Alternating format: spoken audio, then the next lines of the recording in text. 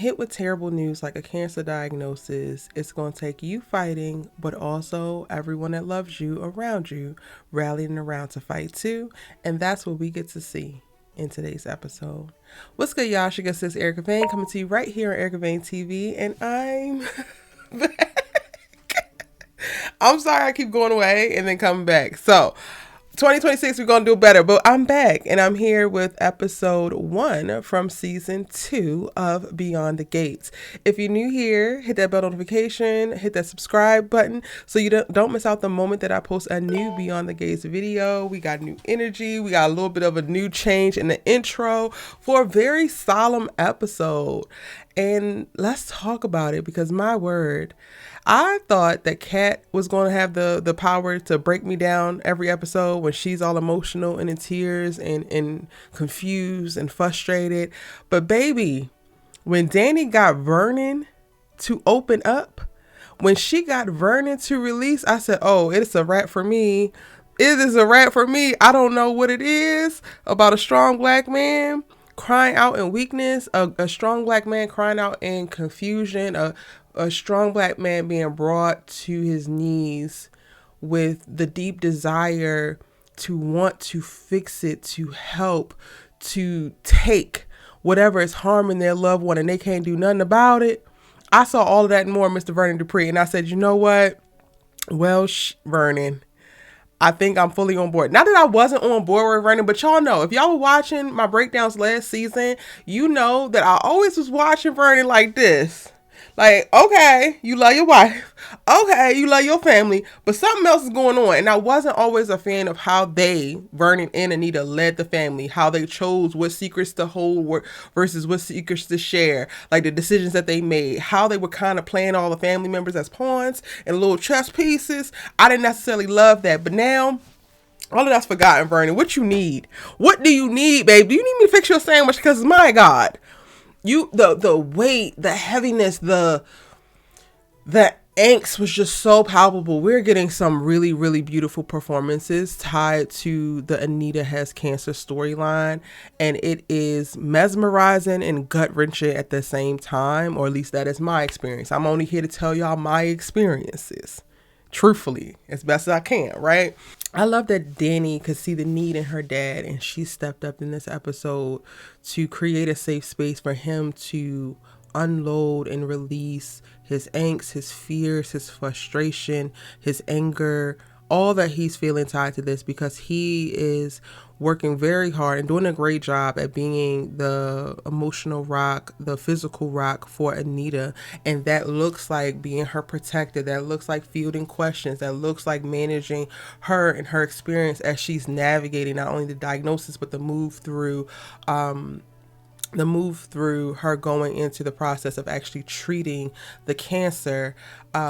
And to Dani's point, that creates a space for him to not actually be able to let out what he's feeling, let out what he's thinking, to be able to feel what he's feeling, because he's so focused on providing Anita a certain experience and being a great and strong partner for Anita, which is very, very commendable. But as a person on his own right, he needs to be taken care of as well. And that honestly felt like the theme of this episode. Everybody around the people who are affected by this, which everyone is affected to certain degrees, but the degrees vary the further you get out from the family tree, right? So when we see, when we see Bill explaining this to Haley, who doesn't really give a damn, but like she's the least affected, which is how you see the response that she has. She has a very different response than what like a Smitty has. Their circumstances in reference to their relationships, matter and come into play, but I'm just using that as an example to show like how the effects, not that they weaken, but they kind of weaken, for lack of a better word. Like the closer you are to the nucleus that is experiencing the issue, the trauma, this diagnosis, which is Anita, the more you feel it. And then the further away you are, the less you feel it, right? And that is calling in everybody around those people to constrict in and to figure out how to support that person that is closer to the nucleus than them. And I hope this is making sense, but that's what I felt. That's what I'm seeing and recounting what went down in this episode, because like Anita, like Dani is Anita's daughter. So she's going to feel it right away, but she's also Vernon's daughter. and Vernon is Anita's husband, and she can very well see that this is hitting him and he doesn't have anybody to go to. We don't get to see Vernon have other best friends. Like, Anita is his best friend. She kind of is his whole world. So while Dani has a Bill that she can run to, as well as an Andre that she can run to, two very strong pillars, she can see that her dad doesn't have anybody. Hell, Nicole, whether she's with Ted or not, she could still run to Ted. She could talk to Ted, to Carlton. She could also talk to that damn new doctor. Like, there are people around who are going to conspire to lift her up and to support her through this time. But when you look at Vernon, he just has his wife and his kids, so his kids are going to have to step up. And that's why I said it's the theme of this episode, of figuring out who is going to support who so that everybody can make it through this. And I love it because it looks like the strengthening of a very intricate spider web, and it, to me, was just so beautiful when you think about all the interpersonal relationships. Now, going one by one, right, I'm gonna go to Martin, who divulges to Smitty in this episode what is going on, and Smitty is so steadfast and so focused on, well, do what you got to do to support your granddad, because Martin also sees that Vernon's going to need somebody. He doesn't have anybody. And Smitty says out of his mouth, I got you. You have your grandfather. Eat it up. Eat it up. I absolutely loved it. And this is, to me, reaffirming how strong the Dupree unit actually is. And it's in these moments that their unit, their family, their legacy that they're building has mattered the most. Not when they're wielding their little random ass social power and political clout and a little bit of their money. Like, all of that's all fine and good. But when you can actually turn to your left and your right and see somebody who is willing to hold you up when you feel like your knees is about to buckle because the world is hitting you and won't stop hitting you, that is when family matters. That is when being loved and being seen actually matters. So kudos to them. Kudos to them. I want to go back to Vernon real quick, because in addition to him spending his time worrying about creating a safe environment for Anita to fight this and to heal and to push through and wanting the best for his wife, he still see what the hell is going on. So when Dani walks in with Bill, he's like, you want to go get some lemonade? Because I'm not understanding. I'm not computing. I thought that you would be leaning on your husband, not your ex-husband. And I said, damn, Vernon, you got time to worry about this? But Dani reassures him, like, you do not have nothing to worry about. I went to him as the father of Naomi and Chelsea, as nothing else. I will be leaning on Andre. Andre is my rock. Andre got me. And Bill is going to be involved because the kids are actually involved. And you know what? She ate that little wine. However, I'm not surprised that people are constantly still questioning, because Andre and Dani are still so very new, especially them being so passionately in love and so made for each other and so visibly like, yeah, they belong together. That's still very new. And then also, in addition to that, when Bill shows up, he shows up like this force. He shows up like this just grounding presence that was always meant to be there. So it's so easy to see Dani folding into the love and protection and the care that could come from Bill, because he doesn't delineate with it. And it's so interesting, because when we first met him at the start of the series in season 1, it was clear, like, there was something there of like, you just being a little bit too petty for me, so you must still love her. But now it's like he doesn't move with the same animosity, with the same petty. He doesn't even have the same like iron in his eyes. So it also creates a circumstance where everybody got to look at the two of them, and I'm saying Dani and Bill, and like, well, wait a minute. What's going on here? Because the love looks palpable between them. The connection still looks palpable between them, even though their circumstances have drastically changed. Interesting. And while Vernon is talking to Dani about Bill, Bill is in there talking to Anita about how she needs to move. And you know what? This was the perfect matchup that I didn't think that we was going to get again so soon. We saw them run into each other a few episodes ago at the hospital, and they had words there. And what's so interesting and what popped out to me in watching Bill give Anita this advice, y'all, was like, he gravitates to Vernon so readily because he had issues with his dad, and Vernon was like the dad that he never had. But Anita very much so gives the mom that he never had. and the mom that he still desperately wants, but we don't hear him talk about his mama.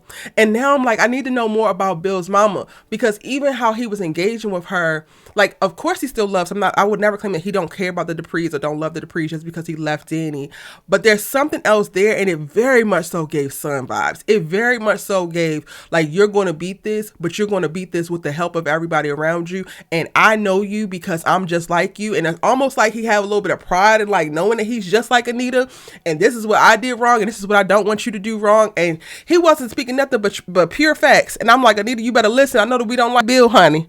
I know that Bill do a little bit too much. I know that Bill is still running around with this child, because she made a point of saying that while he was giving out the setup. She's like, yeah, that child that you married.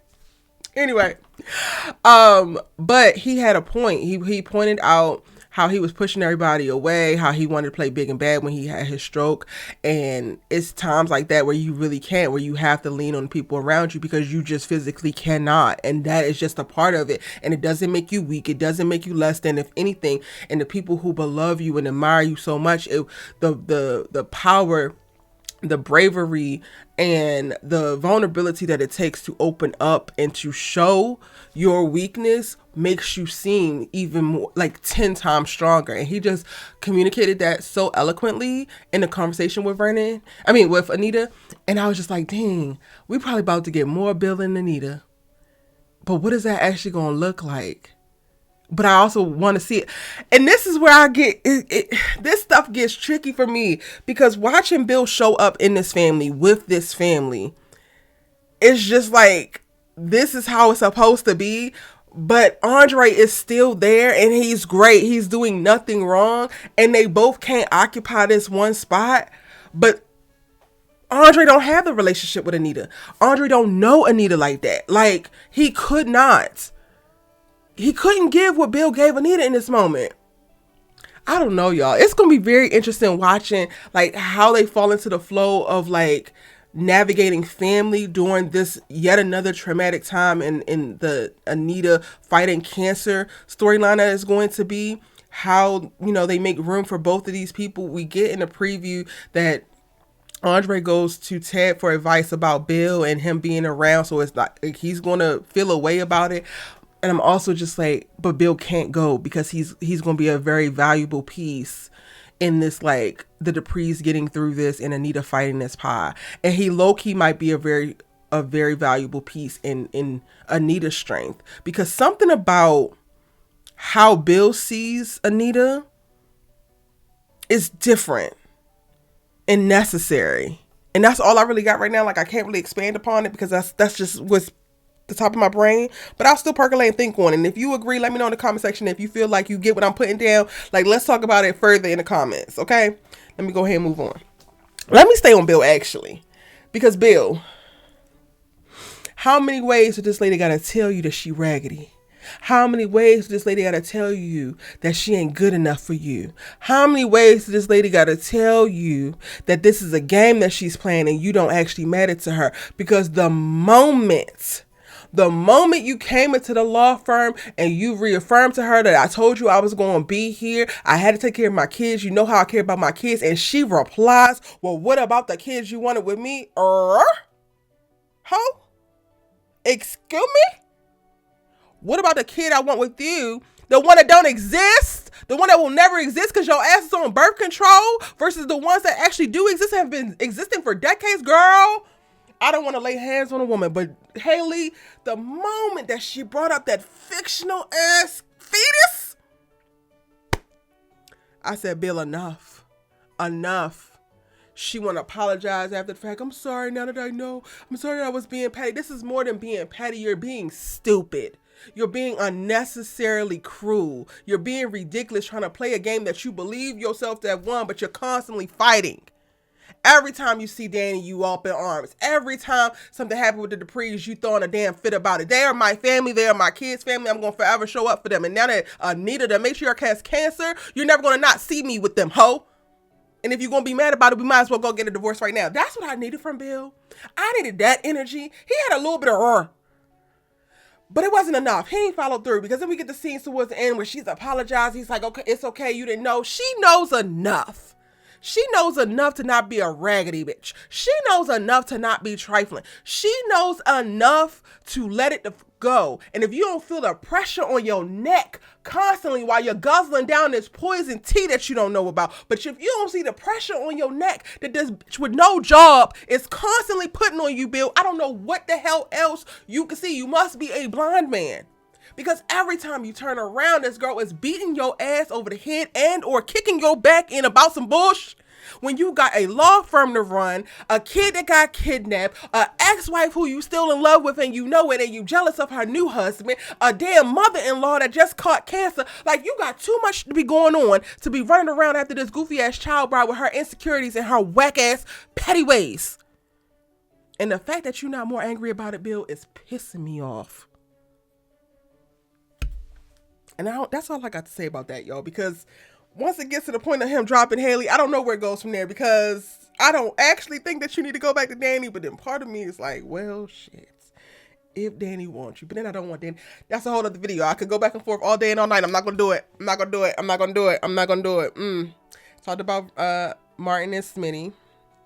Talked about Bill and Haley. Dani showed up for her daddy. That was pretty much oh, no, it wasn't. No, it wasn't. So Shanice and Ted ain't gonna talk about the kiss, but they is gonna talk about what's going on in Ted's life. And he reveals, like, oh, Nicole was in my office because her mama has cancer, BRCA gene, all this stuff, blah, blah, blah, blah, blah. I don't know how I'm gonna talk to Kat. You gonna have the right words when the time comes. He runs down on Kat, which honestly, I'm gonna give Ted his credit. And y'all might as well go ahead and run a tracker, because every time that I give Ted credit, it's gonna be rare. I have no credit to give Ted most of the time, but if he deserves it, I'm going to give it to him. The way that Kat was ignoring his calls and he popped up, that's how you parent. That is how you parent. From now on, that's how you parent, because you've been doing that with Eva, but you've been allowing yourself to go to voicemail with Kat. Now all of a sudden you pop up. That is how you parent. Just because she don't want to hear from you doesn't mean she don't need to hear from you. And then when the first thing that y'all say when you come into contact with one another is absolutely, because that's how you parent. Not only once we get into it, I ain't gonna force you like your mother. I ain't trying to breathe down your neck. I want you to know that I'm here, because what, I'm here. And after that, I'm gonna still be here. Okay, Ted. Okay, Theodore. You done got your ass back on the right track. And it's sad to say, the only thing I'm gonna take a little bit from you, I'm gonna take a half a point from you, because it's taking Shanice, I fear, to conjure up all of this great fathering. But it's here, so we're gonna take it. Kat is still in the place that she's in. She allows Tomas to take her home. She over there at the bar, drunk as hell, throwing back tequila shot after tequila shot, and she don't want to hear nothing from this man. Y'all, I fear that I will never see it for Tomas. There is nothing that he can do. There's no time that he can step in that I will ever start rooting for him with this girl. I don't trust him with her. I don't like him with her. I know that he has nefarious ass intentions. I don't believe him to be a good damn person, on top of the myriad of other things that come up once you start talking about interracial dating. So all of the things that he was doing was mute. So when Kat was pushing his ass out and shutting down on him, I said, absolutely, take your ass back to work. She could be back by her damn self. Here, go ahead. So when her daddy showed up, I said, absolutely, this is what we need. And if your ass would have been where you were supposed to be, Tomas wouldn't be in the position that he's in now, Ted. So you got hella work to do. Get the damn doing the work. And I hope that he will, because part of me feels like this is just a one-off with Ted, and a broke clock is right twice a damn day. Because when he goes over to Martin's after he leaves Kat's, and Shanice is texting him, oh, that's just the hospital. I mean, you ain't got to tell him your business because you don't know what it is yet, but something about it just feels nefarious to me. You need to get that line spurred up off you. If you ain't going to be 100% truthful, then don't say nothing, because you don't actually have to tell them anything that's about what's on the phone. You know Shanice ain't calling about ain't texting about the damn hospital or some patient. You know that. You literally talk about something, you want to pay her back in kisses. Ted, I don't know, y'all. I feel like Shanice is going to be great for him, but he's going to be horrible for Shanice, because Ted is not where he needs to be as a man in his position. To have access to the women that he has access to have arrived at the place that he is in life, to command the amount of respect that he's trying to command, he is not right internally. And that annoys my soul. Like, it just pisses me off. Like, I just look at Ted like this. But he checks on his kids, which, again, I'm going to give him points for. But I'm gonna need him to move a more transparent spirit, child. Especially if he about to pursue something serious with Shanice. He need to be honest with everybody damn involved. Don't get Shanice in no bullshit. Don't have Shanice and Nicole down there fighting. We already know that Leslie's coming to fight Shanice. That's outside of your control. But don't have Nicole looking at Shanice sideways here. Because then it's going to be me and you for real, Ted. And I already owed you two piece and a biscuit. I can make it 3. And that's it, y'all. Let me know your thoughts in the comment section. I'm really back, y'all. I am unhinged. Even more unhinged in 2026 because 2025, baby, kicked my back in. And now I'm fighting back. I hope y'all enjoy it. And now that you're here for the ride, make sure you hit the subscribe button. Post your thoughts in the comment section down below. It's your good sister, You Love Talk TV. And I'm seeing you in the next one.